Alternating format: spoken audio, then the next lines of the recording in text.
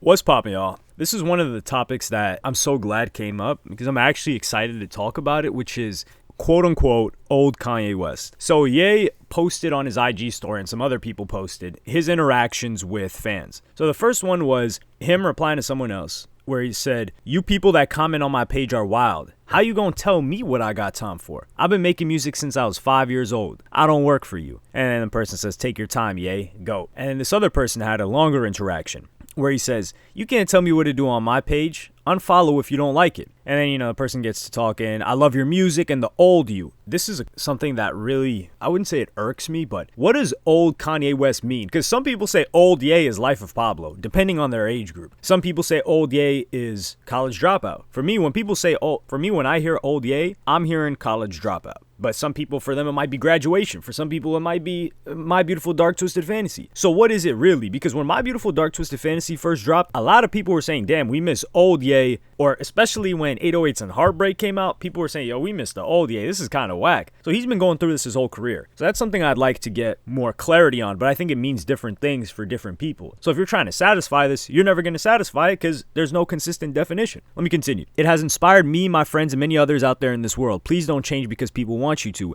Be the old Ye I used to love. Thanks." And then Ye says, "Be the old Ye. You sound insane. You like the old Ye? Go listen to the old Ye. I'm a 46-year-old grown-ass man. Go make some kids if you want to have somebody you can tell." And then this guy says, "Oh, he took it personal." Like, this is why you can't even respond to people. "You can tell what to do. Life is change. Please don't change. Please be who you were when you were that. F you and every single person trying to tell me who I need to be, what I need to post, what I need to focus on, who I can vote on, what type of music I should make, what kind of clothes I should wear. Is that inspiring enough for you and your friends?" And this is funny because this is picturesque interaction that anybody that puts anything out has had with somebody that criticizes them when they replied. 100%. He's like, "Yo, why do you sound so aggressive? I was just sharing my 50 cents with you."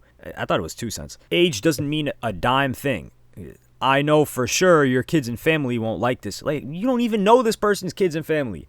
"Make your kids proud of you and the people who looked up to you. I love you still." This is why I can't stand these people. "Stop trying to tell people what to do. Unfollow, you don't like it. Go play the old music." "Yay, I ain't trying to tell you what to do. I was only being genuine with you. I love you and I ain't gonna change. Oh, you even if you drop some other nonsense."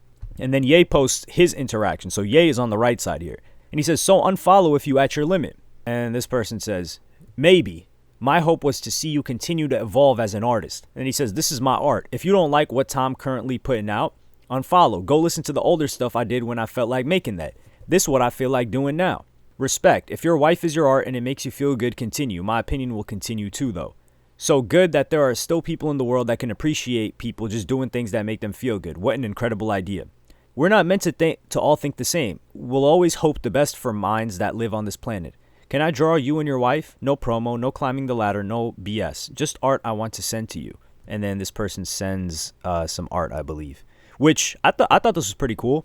And I think this interaction was based off of how Ye was promoting his wife, which I will say in this case, I kind of get what people are coming at because it's pretty hypocritical of Ye for him to have been complaining about Kim Kardashian dressing a certain way and wanting to cover her up or whatever, and then coming back and then having his new wife dressed in a more provocative manner in public than Kim Kardashian. So it kind of doesn't add up, right? And that's pretty much what he's been posting on his IG the entire time. So I'm not talking about that perspective. I'm talking specifically about Ye's music. That's the conversation here. Because from that, yeah, I'm agreeing with the fans. Now, I'm not going to go on Ye's comment section yo, why are you posting your wife like this? What do I look like doing that? And this is the conversation that I don't think people understand that don't put anything out. Is Ye's been doing this for a long time. College Dropout came out nearly 20 years ago. He's been making music since he was a kid. To expect someone, and this goes for any artist, to expect them to make the same music that they did back then is kind of like wanting a gift that you won't even enjoy once you get it. Because you can't go back to that part of your life and make that same type of music with that same type of emotion that you had, even if you put together all of the pieces. You put together the same producers, you kind of write lyric, you try to think of how you were feeling at the same time. You do all of that. It still won't come out the same. And the person won't receive it the same. Because a lot of what this is really just nostalgia. They just have this nostalgia factor. And if Ye dropped the same thing today, same style, they'd be like, oh man, this doesn't hit the same as the original. Yeah, it doesn't hit the same because you grew up too.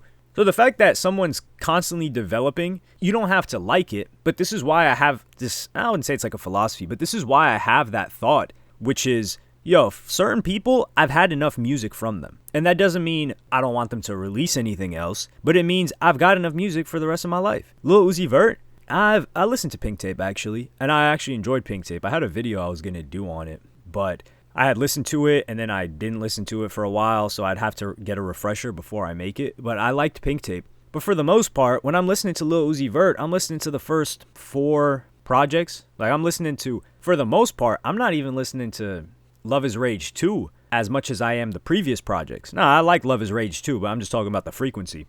So for him, I don't need any more music. J. Cole, I don't need any more music. Like KOD, yeah, it's a great album. But Forest Hills Drive and the prior, especially the mixtapes, that's what I'm listening to most. And I can listen to that for the rest of my life. I don't need him to kind of like create something new.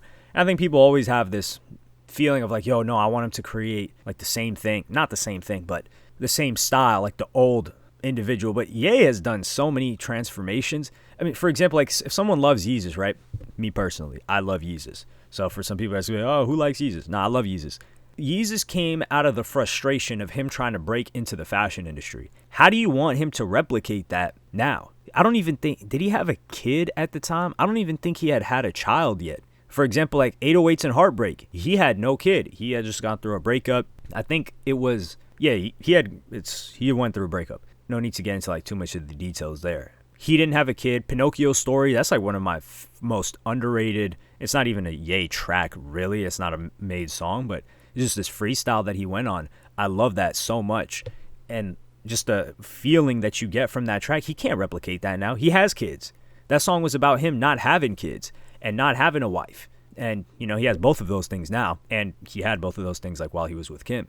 So this is just a difficult thing that he constantly has to endure and has been enduring for decades. And this is where I kind of feel bad for like artists at that level, to where everything is scrutinized and nothing that you ever drop will make everyone happy. And you kind of have to come to terms with that. And then certain people say like, yo, Kanye West is arrogant. Certain artists are arrogant.